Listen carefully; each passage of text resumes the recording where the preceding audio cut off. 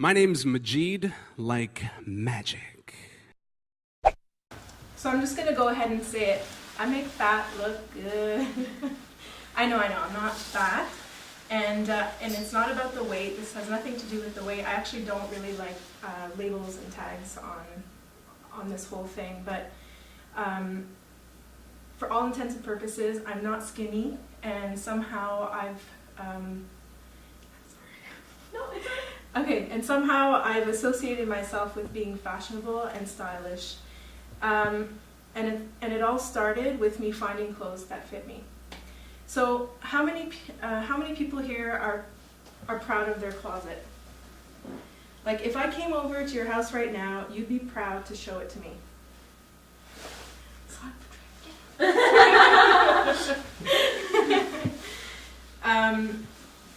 What about style? Do you have any? Are you happy with it? So anyways, ladies and gentlemen, you're in the right place. I'm here to tell you how to find confidence in your closet, and I want to share my 2 biggest secrets with you for you to get there. In the next 15 minutes, we're going to get really cozy, and we're going to talk about things like the dreaded wardrobe malfunctions and canceling plans because you have nothing to wear at major events, or struggling to get dressed in the morning, or unsure how to dress your new Buddha belly. And my favorite, hanging on to your skinny clothes for when you're going to lose the weight. Does any of this sound familiar to anybody? If it doesn't, you might have to leave right now, because this talk is not going to be for you. So stop. I'm not picking on you. Okay. Okay. So I want to back it up to when I was a chubby little girl. My dad used to make fun of my spare tire, he called it. My sister, when we would watch movies, would always call me. Or, she would see the chubby girl in the group and be like, that's you, you're the chubby one. People always made fun of me for being chubby, and I didn't think I was that I didn't think I was that fat, but I knew I had some weight to lose, and I wasn't very active. But I think the worst thing was, I used to do Armenian dancing, and I was one of the really good ones, but when it came time to find a dress for the big concert, all the girls would line up and zip, zip, zip, and then here's me, 10 people with the foot on, they're trying to get the dress on me, and okay, so I had bigger arms and a bigger chest, and and then it was like I got singled out, you know what, Chantel, you can't have seconds at lunch anymore. You're gonna have to go on a diet and all this stuff. And I was like, but I love food. It's gonna be a problem. So, this is something that I always struggled with, and I had that anxiety. Oh my God, I don't want it to be like the time to try on the dresses, and so it kind of put me down. But there was this one year where we had the whole dance was choreographed, and we practiced, and I actually had one of the sort of leading roles in there, and I was so proud to have that role. And then it was time to get a dress, and I was nervous. but it was different this time because we were in a different lineup, and this time the dresses were being drawn on the textile. Sorry, I told you I'd cry. Okay, so this time we were getting measured, and I got a dress that was made for me, and then I was able to wear it and dance with pride. And so the first thing I want to tell you is just wear clothes that fits you. So when clothes fits you, you feel great. So that's my first secret. If you're trying on clothes at home and it's too tight at the waist, or it doesn't fit around your arms or your chest, get rid of them. They're no good for you right now, and maybe at one point in your life they fit you well and they serve their purpose, but it's time to move on. And it's okay if you're not at the body shape that you want to be today, but you still need to get dressed every day, and you have to give yourself that chance to just look great, and every day is a new opportunity to look great. So why not get the clothes that deserve to be on you, and not the other way around? So my next thing, so when it comes to fashion and style, I have one rule, and that's there are no rules. So when you're looking for clothes that suit you, that suit your body type, again, just the first thing is make sure they fit you. And the second is if you feel great in them, that's an indication that that's what you should be wearing. So if you're, my wardrobe malfunction that I call it is, you get dressed in the morning and you're like, ooh, I'm not sure, like, is this too low cut and at work? And then you're tugging at yourself all day. That's probably not the right choice for you. So just trust your gut, and if you feel really awesome in your outfit, then that's what you should be wearing. So the second story I want to share is, it's an interesting one because it's kind of like, it's a little bit about how I got to where I am today. So I don't know if most of you know what I do, but I am a fashion blogger, I am a stylist, and I sort of got, not an overnight success, but after sharing my weight loss journey, people really started to listen. And because I blog mostly about curvy fashion, which is relevant to me, I resonated with a lot of people. So I just want to share that journey with you guys. Sorry.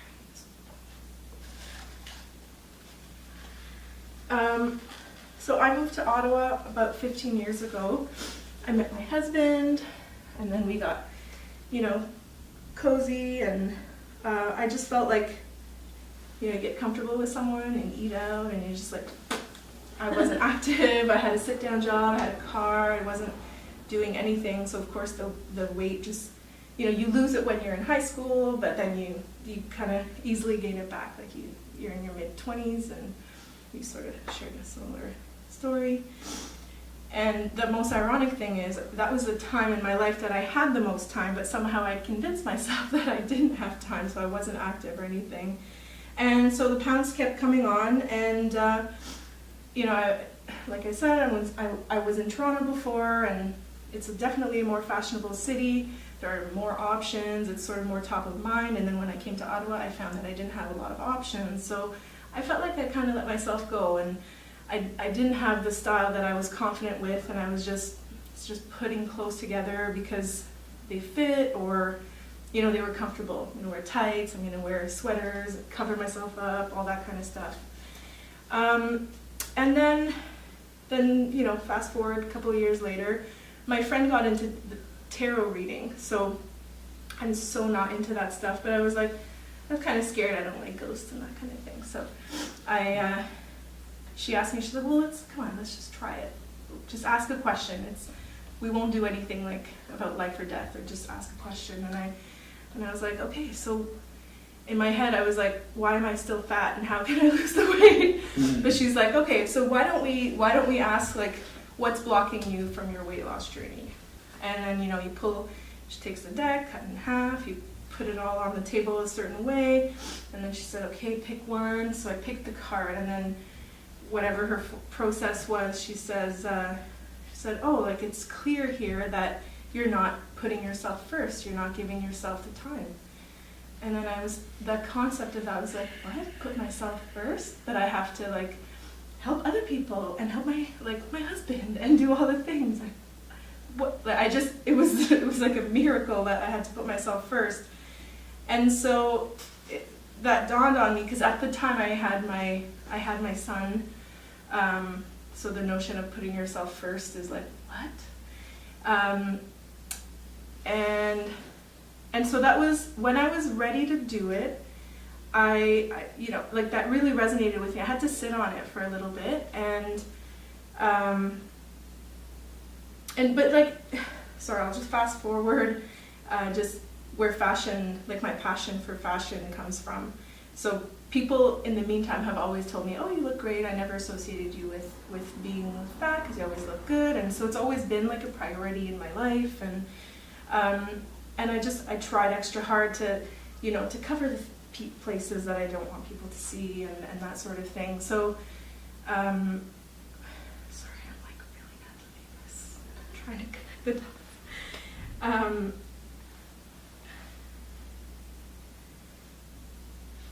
So where am I going with this? Okay, so I've got my tarot card, and finally, in my head, it's putting me first. So I started dressing differently, just more consciously, more fashionable. I was like, it's time to like up the game. The stores in Ottawa were getting better. I had more options, that kind of thing.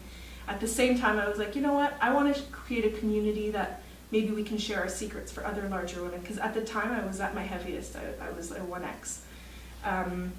And I was like, okay, so where do people shop for plus size? Or I have no idea. So I started a little Facebook group and then my blog, and I was like, okay, well, I like this, so I would, post pictures and that sort of thing. And then I saw that, oh, people are interested in this, and then we, kind of start building that community. People started reading my blog, and sort of, they also were able to just like share my story with them. It just resonated with them. So now I found myself like, okay, like I want to dress better. I'm trying a little bit harder. I went out and I bought bigger clothes. I was like, oh, this is the solution. Just buy clothes that fit. I should have remembered that from when I was younger and how good that dress made me feel. So I got the bigger clothes. I put in tons of orders, a new closet for me. Great. Now I feel even better, looking even better, and then now I'm looking at myself and I'm like, I look great, but I feel like I can do better. I think it's time to put myself like forward and just make time for myself. And for the first time in my life, I was like, I want to work out. And because I feel like I'm maxed out right now, I want to get even better than this. So I hired a personal trainer for the first time. And then I feel like with that extra weight, it was like a low back problem, shoulder problem, like all these things are, you just feel like you're so old, and meanwhile I'm in my early 30s. So I slowly I was working out, and then the weight started coming off, and then I was watching my diet.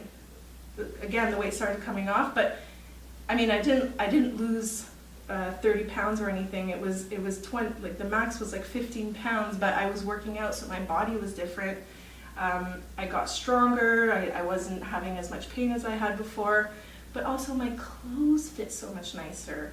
And in fact, I had to get rid of all I got rid of pretty much my entire closet, replaced it with new clothes that fit me so much better. And what I just found was that just being confident with my clothes was making me confident, and now I was ready to move on to the next big project. And then, so when I was documenting that journey all onto my blog, the blog just exploded on its own. People just resonated with my story. And then now here I am, present day. I'm an Instagrammer, an Ottawa lifestyle influencer, fashion blogger, and I feel like it's all because I bought clothes that fit me. So my philosophy is that when you look good, you feel good, and when you feel good, you can pretty much do anything.